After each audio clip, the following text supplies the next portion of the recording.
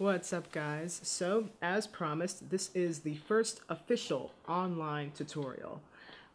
Some of you guys have asked me how I did different things in the videos that you've seen in church, and so I came up with this idea a few days ago to do some online tutorials to really stay connected with people who are interested in learning this kind of stuff, and to also do some kind of on-the-job training at your convenience. So maybe one day I do a video shoot for an announcement or for a message opener or something like that, and you may want to come and help volunteer. And since you saw the video tutorial that I did a few days before that, you already know what to do, and you kind of already have an idea of how things are going to work when you come to that video shoot. So that's something that I hope you guys will get out of this. But before I get into it, the first tutorial that I'm going to show you is one of the videos from the ordination service that we did, one of the spotlight videos. I'm just going to kind of go over it, not in very much detail, but I'll go through it and let you guys know what I did and why I put it together the way I did. But before I do that, I wanted to show you guys something. If you say you get really inspired from these tutorials and you say, oh man, I'm going to Hollywood, I'm going to make movies now, this is awesome, I really suggest that you get an external hard drive. Woo, that sun's coming out. It got really bright. I really suggest you get an external hard drive because in most cases, I know for me, I have a 13-inch MacBook Pro. It only holds like 300 something gigs, so it's not going to hold all the videos that I do. So everything that I do, I put it onto this hard drive right here. It's a G drive, you can see there, and it's about, I think this one may have been like $200 or something, just because these are more like these are more popular and these are really nice hard drives. But it has a FireWire, it has an on-off switch, there's no power cord, it's awesome. I can take it with me, it's really portable, and it works really well. I also have this Western Digital, also a Passport hard drive, and this is 1 terabyte, so the G drive is a terabyte, and this one's also 1 terabyte. This one I think is about $150, and you can get cheaper ones. You can get a 500 gig hard drive, you can get a 300 gig. I just have a 1 terabyte because I do a lot of videos, and so I need the space to store all of my stuff. So yeah, I really suggest you get one of these. Whether you do videos or not, it's good to have everything backed up. So you'd be surprised. A lot of the people that I talk to either don't know what a hard drive is, or they had no idea that they should really have one. So with that being said, yeah, let's get into the tutorial. Okay, so if you got my email, then you should have gotten a link to download the free 30-day trial of Premiere Pro CC. So if you decided to download it and you clicked on it, this is what's going to come up first. And yeah, I really suggest that you guys just play around with it and go explore in the program and try and figure things out, you know, trial and error. So when you click on it, you're going to come up with this window, and you're going to click New Project, and then you're going to have this window come up, and it just wants you to title it, so we'll call it Tutorial. Click OK, and I already did one, so we can overwrite. Okay, then you'll come up with this window here, and if you don't come up with this window, then it may ask you to make a new sequence, but I'm assuming that this window is going to automatically come up. So you want to go to File, New, Sequence, and then you'll have this window pop up. And this can be a little bit overwhelming because you have so many options here, but with what I'm working with today and what I always work with is DSLR 1080, and I shoot in 24, so digital SLR, and 1080 24 frames. But if you guys decide to go out and shoot with your cell phone, a camcorder, a flip cam, or whatever, I would probably choose DV NTSC, and if I put that down, I would say standard 48 kilohertz. That's what I would choose if you are shooting with anything else other than a DSLR. If you shoot with a red cam, please give me a call because I want to borrow your awesome, super expensive professional Hollywood camera. But I'm assuming that nobody here, I mean, if you're listening to this tutorial, you're probably not working with a red cam. So yeah, that's that. So yeah, you click OK, and since I already have a project that I'm going to show you guys, I'm going to cancel that and go back to the project that I will show you. So if you were in church a couple weeks ago, we ordained 4 new pastors: Ericka, Amby, Victor, and Larry. And looking kind of funny. Still kind of loading a little bit. And so yeah, we had to do, I had to make these spotlight videos, that's what I like to call them. And it was basically a short video about 3 minutes long that told the audience kind of about themselves, their heart for the church, what it means to them to be ordained. And so if you guys saw that, this is what this is here. So I'm going to go over Ericka's for you because I think hers turned out the best. You can pause, you can do whatever, but sometimes these things take a little bit, they take a little while to actually go over.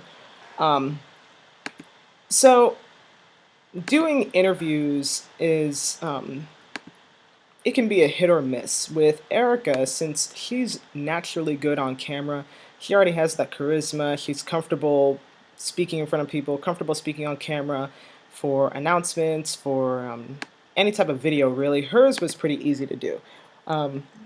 She speaks really well, you know, she knows how to follow directions, like if I give her any direction or anything like that, so hers was pretty easy.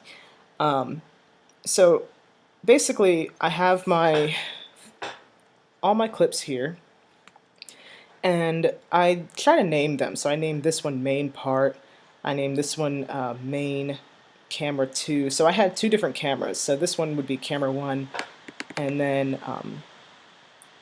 this one here would be camera 2, which is the wider angle. I try to use 2 cameras when I do interviews or spotlights or whatever, so to keep the audience's attention. It keeps it less, it keeps it less boring, you know, and it gives people something else to look at other than directly in their face all the time. So I have this shot here as the main shot, and then I have this wider angle shot, so you can see we're in the sanctuary. Yeah. So the first thing I usually do when I get all my clips together is I will go to the bulk of the interview, the main portion of the interview, and I'll just listen to the entire thing. So I'll play it. So let me go back to the camera 1.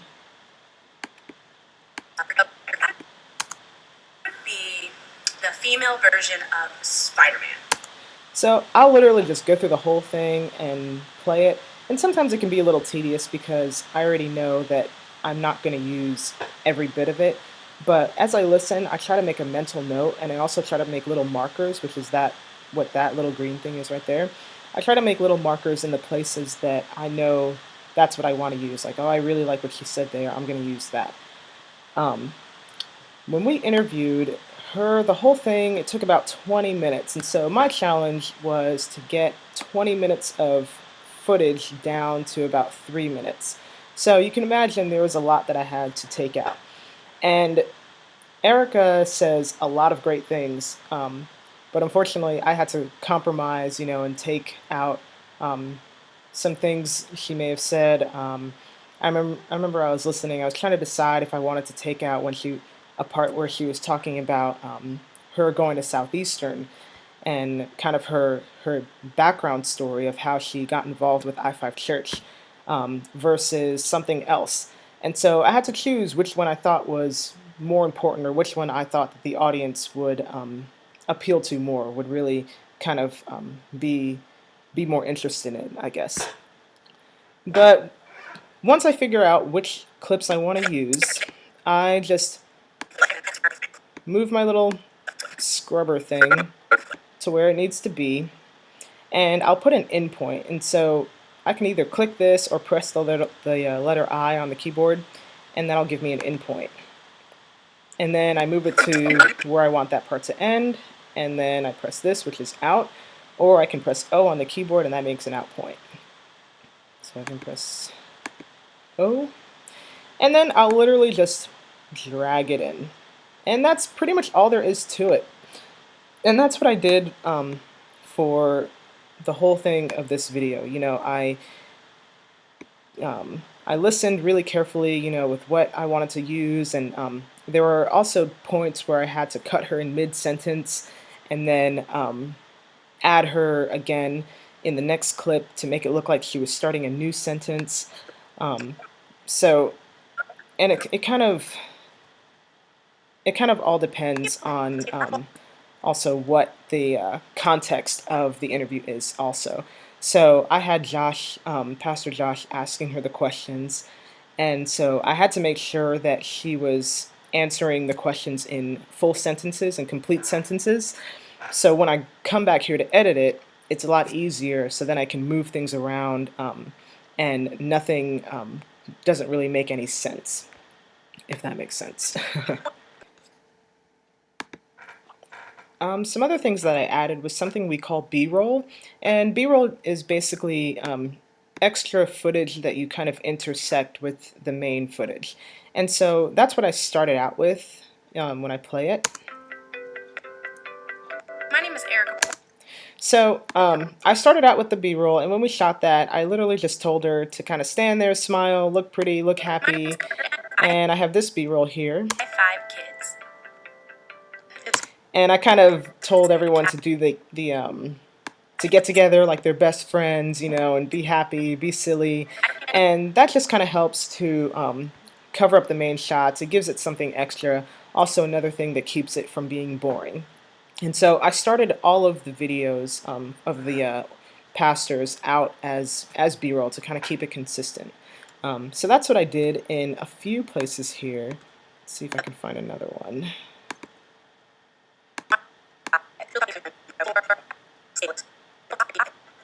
Oh yeah, here's another one here. Do it. If I could be any superhero.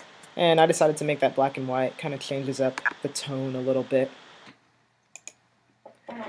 So once I have the main part in, once I kind of make the skeleton of the video, which is deciding, you know, what you want to add in the timeline. You know, you say, oh, I like the way she said this, I like it when she said that over here. You know, once you've cut up your clips and you've put them in, that's when it can start to get a little bit tricky, and that's when you start to deal with more of the details of the video. And so I'll show you guys how I did my color correction. I didn't do anything fancy. You can, if you're really serious, you can do your color correction in Premiere, and then there's another program through Adobe called Speed Grade, and that gets you, it allows you to color grade in more details and yeah, basically just more detailed color correction. But since this is not a feature film, I just decided to color correct right in Premiere.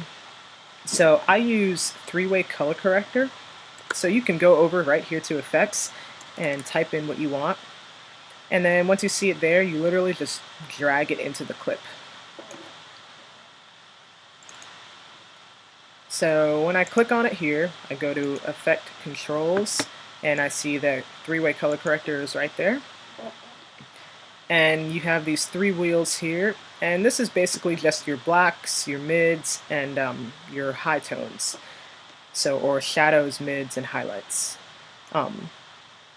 And so it's all a matter of how you feel it looks. You can mess with it and play with it around. That's what I do. I play around with it and figure out what works.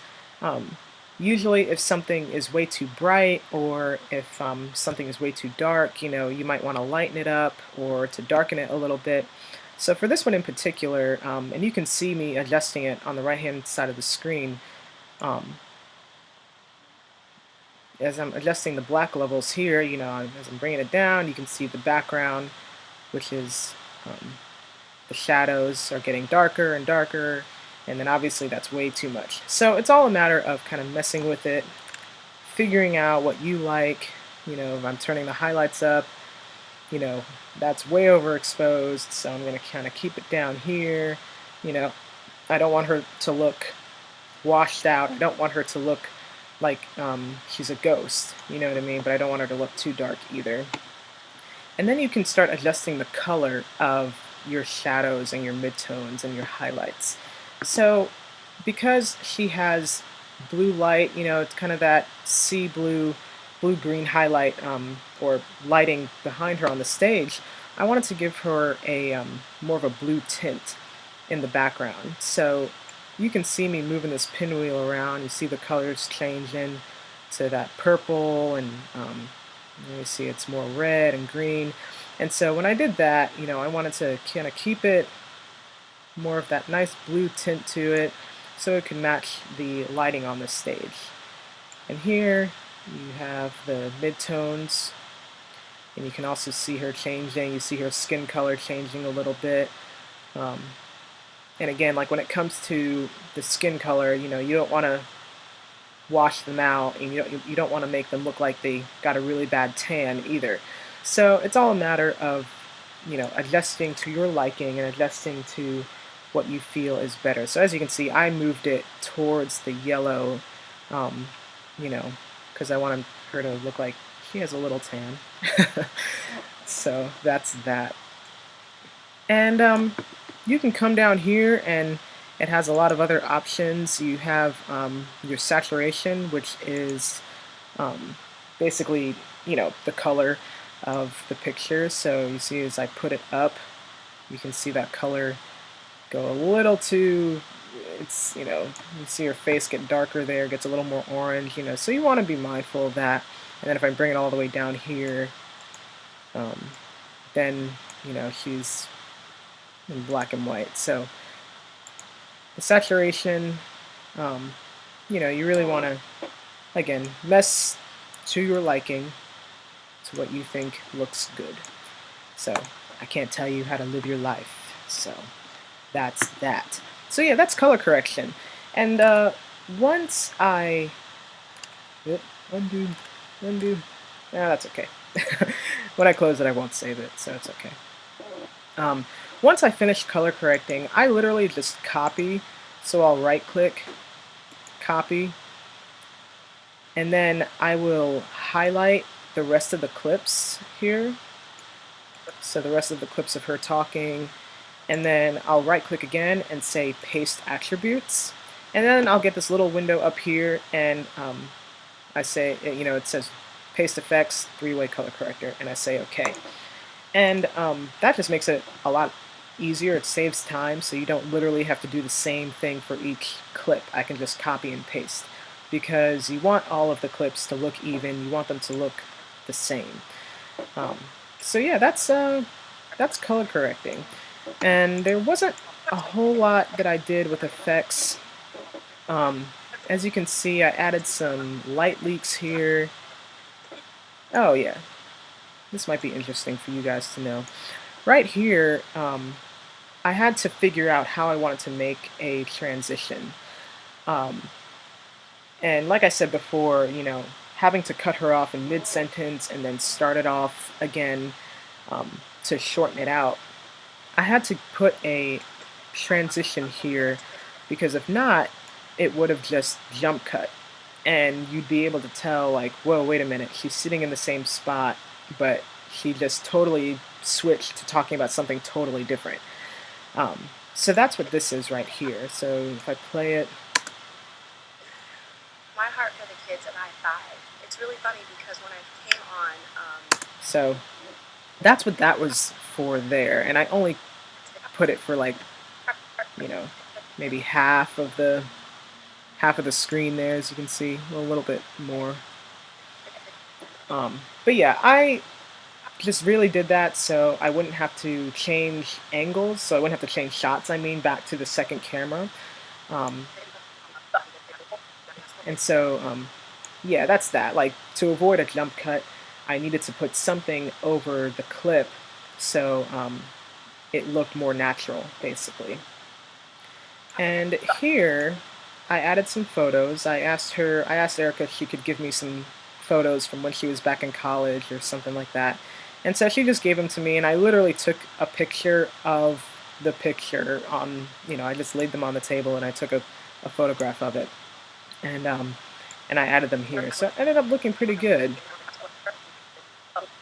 So I added that in as she talked about, oh, I went to school for youth ministry and things like that. So that's another key thing with editing. You really want to listen for what they're saying, um, because, you know, she says, oh, I went to school for youth ministry when I was in college, and um, if you hear that and then you have a picture of her dog, like that makes no sense. That has nothing to do with being in school for ministry.